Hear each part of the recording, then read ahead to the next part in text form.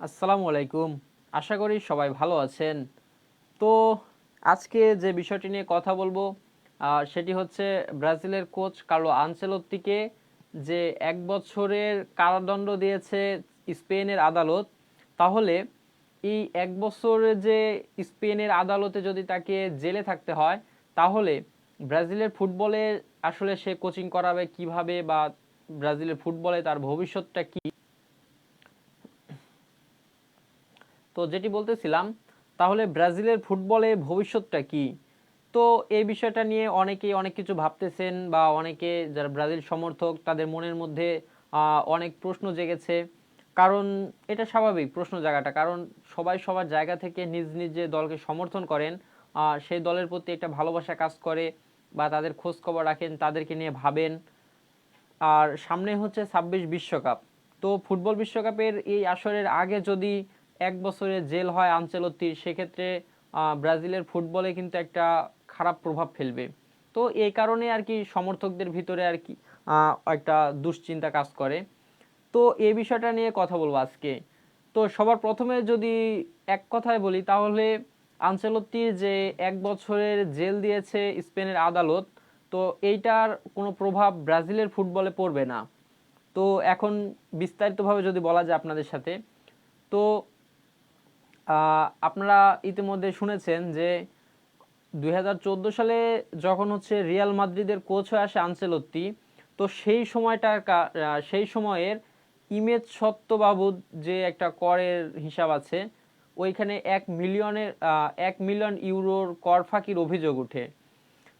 তো এই বিষয়টা সম্পর্কে আনচেলত্তি একটা বিবৃতি দিয়ে বলেছেন যে সেক্ষেত্রে তিনি হচ্ছে ওই যে আপনার যে বেতন ছিল বা অন্যান্য আয় ছিল, সে বিষয়টা সম্পর্কে সে জানতো, বা ওইটার হিসাবে সে কর দিত। কিন্তু ইমেজ সত্য হিসাবে যে কোনো কর দিতে হবে বা কত টাকা হিসাব বা এই সব কিছু সে করেনি, বা সেভাবে সে জানতোও না। আর স্পেনের আদালত থেকে তাকে আসলে কোনো প্রকার নোটিশও করা হয়নি। তো এ কারণে সে দিতে পারেনি। তো এটা ছিল একটা কারণ। তো এর পিছনে এখন যদি বলি যে এইটার প্রভাব কিভাবে ফেলতে পারে, তো এইটার প্রভাব এর জন্য ফেলবে না। স্পেনের আদালতের কিছু নিয়ম আছে। তো সেই নিয়মটার মধ্যে একটা হচ্ছে যে সহিংস বাবদ বা দেখা যাচ্ছে এই ধরনের মামলাতে 2 বছরের নিচে যদি হচ্ছে জেল হয়, তাহলে এই জেল ওই দেখা যাচ্ছে ওই ব্যক্তিকে জেলে না যেয়ে ওই জেলের পরিবর্তে আর্থিক কিছু জরিমানা দিয়ে, সেটা হচ্ছে দেখা যাচ্ছে জেলের পরিবর্তে জরিমানা দিয়ে সে সামঞ্জস্য করে নিতে পারে। আপনারা এর আগেও জানেন যে মেসির সাথে এরকমটা হয়েছিল, কর ফাঁকির অভিযোগ উঠেছিল, এবং সেখানে মেসিকেও শাস্তি দেওয়া হয়, কিন্তু মেসিকে কিন্তু জেলে যেতে হয়নি। কারণ ওই যে এই নিয়মের কারণে দেখা যাচ্ছে 2 বছরের নিচে যদি কারো জেল হয়, তাহলে তারা আর্থিক যে একটা জরিমানা আছে ওইটার পরিপ্রেক্ষিতে, তো এটা দিয়ে সেরাই দেখা যাচ্ছে ওই জেল থেকে তারা হচ্ছে মুক্তি পায়। আর এদিকে কিন্তু আরেকটা জিনিস কিন্তু রিয়াল মাদ্রিদ কিন্তু বিবৃতি দিয়েছে যে তারা, অর্থাৎ রিয়াল মাদ্রিদ ক্লাবের পক্ষ থেকে আনচেলত্তির ওই করের যে জরিমানা, সেটা হচ্ছে ইতিমধ্যে পরিশোধ করে দেওয়া হয়েছে। তো যার কারণে আনচেলত্তির ক্ষেত্রে এভাবে প্রভাব পড়বে না। আর যেটুকুই পড়বে সেই ক্ষেত্রে 1 বছরের যেহেতু জেল, অর্থাৎ 2 বছরের নিচে, তো সেই ক্ষেত্রে আনচেলত্তি কিন্তু একটা জরিমানা যদি সামঞ্জস্য করার জন্য জরিমানার একটা সাহায্য নেয়, সো সেক্ষেত্রে কিন্তু সে পারবে যে জরিমানাটা দিয়ে দেখা যাচ্ছে জেলটা অব্যাহতি নিতে। তো একটা বিষয় ছিল। আর এছাড়া যে কয়েকটা শাস্তি আছে, যেমন হচ্ছে 3 বছরের জন্য স্পেনের সরকারি কোনো দেখা যাচ্ছে আপনার ভর্তুকি বা বিভিন্ন সুযোগ সুবিধা, এগুলো হচ্ছে আনচেলত্তি পাবে না। তো সে এখন ব্রাজিলে এসে যোগ দিয়েছে, তো স্পেনে এভাবে আর থাকার দরকারও নেই। সেক্ষেত্রে দেখা যাচ্ছে সরকারি কোনো সুযোগ সুবিধা অর্থাৎ স্পেন থেকে নেওয়ার খুব একটা দরকার নাই। যদি স্পেনের ক্লাবে যেমন রিয়াল মাদ্রিদে ছিল, সে সময় স্পেনে তাকে বসবাস করতে হতো, সেক্ষেত্রে তার কিছু সুযোগ সুবিধা অবশ্যই দরকার ছিল, যা এখন আর দরকার নেই। তো এক কথায় একটা জিনিস, সেটি হচ্ছে ব্রাজিলের ক্ষেত্রে যে যারা চিন্তার অনেকটা মানে চিন্তা করতেছিলেন যে ব্রাজিলের ফুটবলে তাহলে কি হবে, আনচেলত্তি কি তাহলে আবারও ব্রাজিলের ফুটবল থেকে দূরে সরে আসবেন কি না, বা আরো অনেক কিছু। তো সেই জায়গাতে এই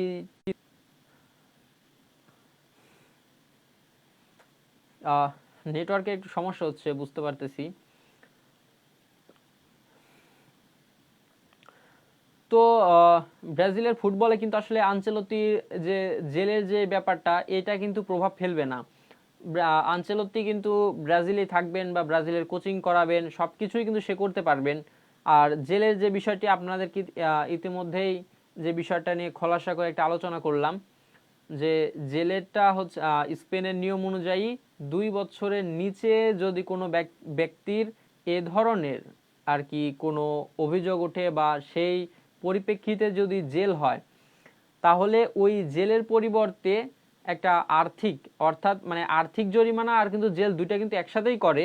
তো ওই সময় যে আর্থিকটা জরিমানাটা করলো ওইটা ব্যতীতই আপনার শুধু জেলে যেতে না যেতে হয়, এই কারণে আবার এক্সট্রা কিছু হচ্ছে জরিমানা করা হয়, বা যদি সেই ব্যক্তি চায় তো সেই ক্ষেত্রে তারা কিন্তু আপনার হচ্ছে জেলে না যেয়ে এই জরিমানাটা দিয়ে জেল থেকে কিন্তু অব্যাহতি পেতে পারে আনচেলত্তি।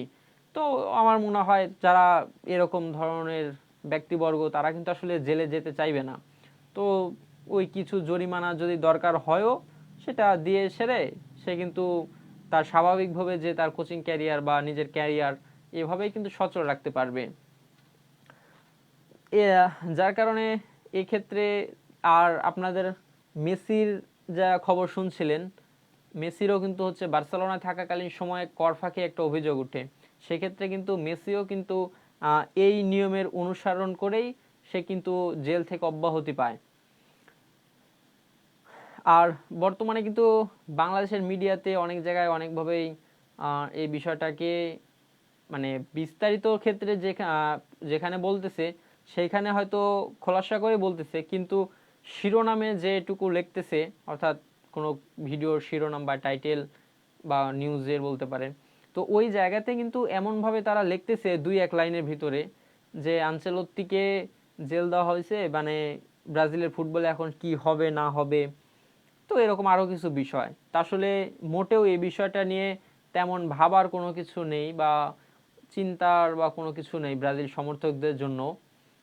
আনচেলত্তি সে এমনিতেই তার নর্মাল যে জীবনযাপন করতেছিল, ব্রাজিলের ফুটবলে সে কোচিং করাচ্ছিল, সবকিছু সেভাবেই করতে পারবে। আর 26 বিশ্বকাপে ব্রাজিলকে নেতৃত্ব দেবে আশা করাই যায়। আর এদিকে ব্রাজিলের কিন্তু বিশ্বকাপ বাছাই পর্বের আর 2টি ম্যাচ বাকি রয়েছে। আর এই 2টি ম্যাচেরও সময়সূচি আপনার প্রকাশ করা হয়েছে গত 2 দিন আগে। তো এটা আপনাদের সুবিধার্থে যদি বলে দিই, তাহলে সম্ভবত আপনার 5ই সেপ্টেম্বর আর হচ্ছে 10ই সেপ্টেম্বর ম্যাচটি হবে। প্রথম ম্যাচটি 5ই সেপ্টেম্বর হচ্ছে চিলির বিপক্ষে সকাল 6টা 30 মিনিটে, আর পরবর্তী ম্যাচ হচ্ছে বলিভিয়ার বিপক্ষে 5টা 30 মিনিটে। তো এই দুইটা ম্যাচে যদি ভালো পারফরমেন্স করতে পারে আনচেলত্তির অধীনে ব্রাজিল, তাহলে অনেকটাই এগিয়ে থাকবে। অর্থাৎ দেখা যাচ্ছে বর্তমানে যে আপনার পয়েন্টের মানে যে কয়টা দল কোয়ালিফাই করবে তাদের দিকে একদম শেষের দিকে হচ্ছে ব্রাজিল আছে। তো এইটা হয়তো সে দেখা যাচ্ছে 2-এ বা 3-এ চলে আসতে পারে এই দুইটা ম্যাচে যদি নিজেদের পক্ষে ফলাফলটা রাখতে পারে। আর এছাড়াও ব্রাজিল কিন্তু দেখা যাচ্ছে এই দুইটা ম্যাচে যদি হারে তারপরেও সমস্যা নেই, কারণ তারা ইতিমধ্যেই 26 বিশ্বকাপে কোয়ালিফাই করেছে।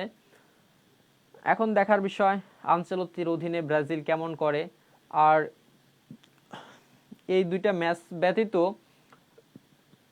ব্রাজিলের বিশ্বকাপের আগে আর কোনো প্রতিযোগিতামূলক ম্যাচ নেই। তো এই দুটা ম্যাচই হচ্ছে প্রতিযোগিতামূলক ম্যাচের মধ্যে শেষ ম্যাচ।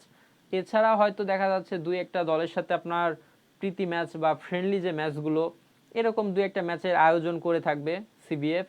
তো ওই ম্যাচেরগুলোর মধ্যে আপনার হচ্ছে আর্জেন্টিনার সাথেও একটা ম্যাচ থাকার সম্ভাবনা আছে বা খেলতে চায়। এখন এটা শেষ পর্যন্ত কি হবে তা জানি না। এছাড়াও আপনার ইউরোপের বেশ 2টা দলের সাথে খেলতে চায়, এর মধ্যেও স্পেন আছে। তো এই দলগুলোর সাথে একটা ভালো পারফরমেন্স করে বা নিজেদের যে একটা শক্তি সামর্থ্য,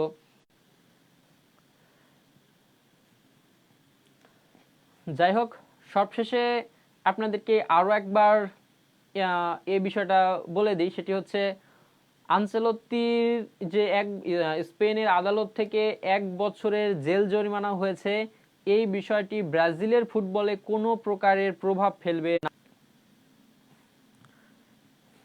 না। যেটা বলতেছিলাম, ব্রাজিল ফুটবলে স্বাভাবিকভাবেই কোচিং করাতে পারবেন আনচেলত্তি। আর এছাড়াও